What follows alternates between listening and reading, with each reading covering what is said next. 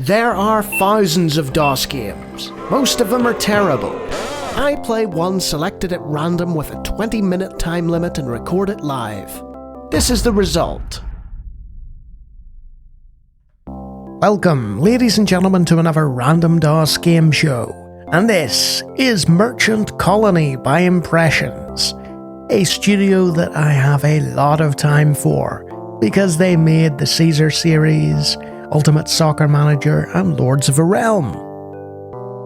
But before all that, before the Germanic Patrician series even came out, there was Merchant Colony, a trading sim with a really, really obtuse menu that is difficult to understand. So, just like the original Caesar game, you'll see in a minute, I'll just select Novice. You have a time limit, which is nice. So 50, 100 or forever, play indefinitely, always a nice feature to add. Well done, Impressions. This is what you're greeted with. So, much in the vein of, say, a Premier Manager, or even their Ultimate Soccer Manager, or the early Caesar games, you have a menu system that has essentially, graphical, like, first-person view. There's a little thing ticking over in the corner here showing us the date. It is 1700, and we shall go to a ship in a bottle. Now, we're in Liverpool Port, and we can click away from that just by hitting either of those or just away from it. Very intuitive in that sense. We want to buy a searcher. So we'll buy a searcher. There we are. So that shows we've got a searcher in port. And there it goes past the window. So what do we want to do with our searcher? Well, we want to crew it, don't we? So let's just go to our little book. There's our searcher in Liverpool Port. Let's hire some people. So you click on them, I believe.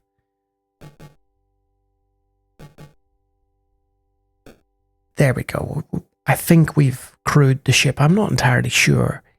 You need to really study the manual to even understand half of what's going on here. It's a complex trading sim. Over here we've got a little note screen, which pops up blank, because there's nothing of note. I don't know if it's for note-taking or whether it's a thing that, pops up with notifications. We have a little drawer here for loading and saving and stuff. That's nice.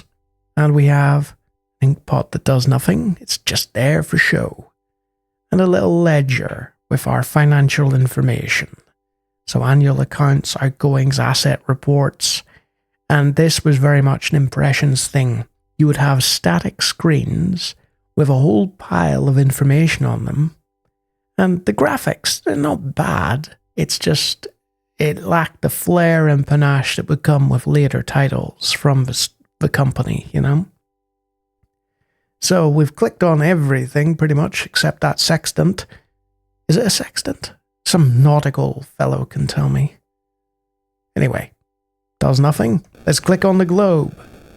So you can see on the globe, apologies for the sound by the way, the ad-lib isn't working properly with the flat-pack version of the DOSBox that I'm using for this, but it's not sort of a deal breaker because sound isn't that important in this sort of thing. You've got a little flag over by Liverpool there, so let's just... the temptation is just to click the flag, but I don't think we'll want to do that because I think we'll end up in the North Sea. And I have been near the North Sea. It's not very pleasant. It's very cold. We don't want to end up there. I have been in the North Sea of Scotland as well. So you can see now, there is Royaume-Uni, as the French would call it. The United Kingdom. And there's Liverpool Port. So, see, if we had clicked the flag, you right-click and hold to drag the map. If we'd clicked the flag instead of a dot, we'd have ended up somewhere around here with Aberdeen and Norway for company. And that's no use to anybody. Apologies for people from Norway and Aberdeen. We click our ship, and we've got a series of options. you can see what's in our hold here. We were able to successfully recruit those people. So there are a series of other options now. I'm going to briefly consult the quick start guide here. I believe we hit this, and that'll bring up the globe again, but you'll see that we have a little crosshair. Now, the quick start guide that I have open in front of me recommends that we go to South America first. So, yeah, it's a hop and a skip and a jump away, isn't it? And in order to go to South America, I think you can choose multiple orders. But there we go. We've set sail for South America. And that's it. It's away. It's gonna hit Dublin. That's it. That's the game. So essentially you watch and wait for your ship to travel across the Atlantic. Let's see, is that America?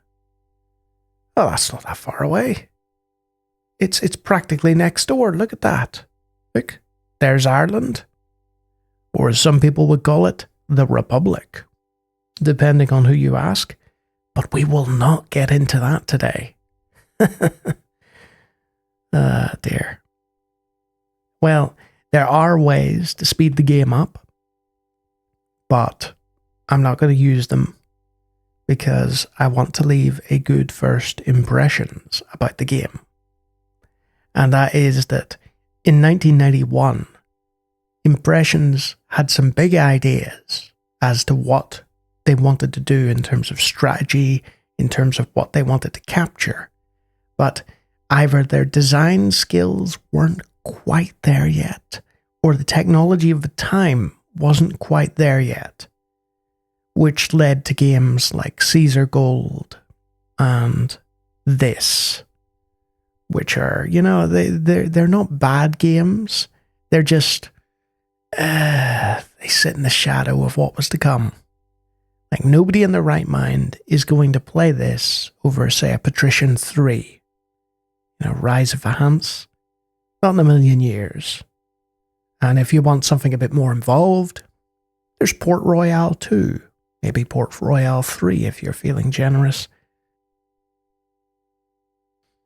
This idea is like a sort of genesis moment. I'm sure there were other trading games before this, maybe, but you can see a lot of what the other publishers, Ascalon, I can't remember off the top of my head, would take from this and then implement into their own titles.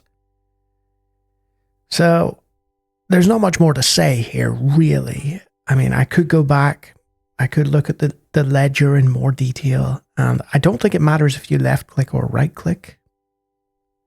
Oh, it does, right?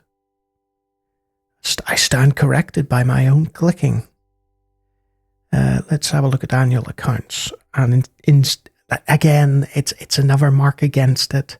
So you can go into the menu of the ledger and you can access it, but you have to actually hit the numeric keypad in order to access the annual accounts.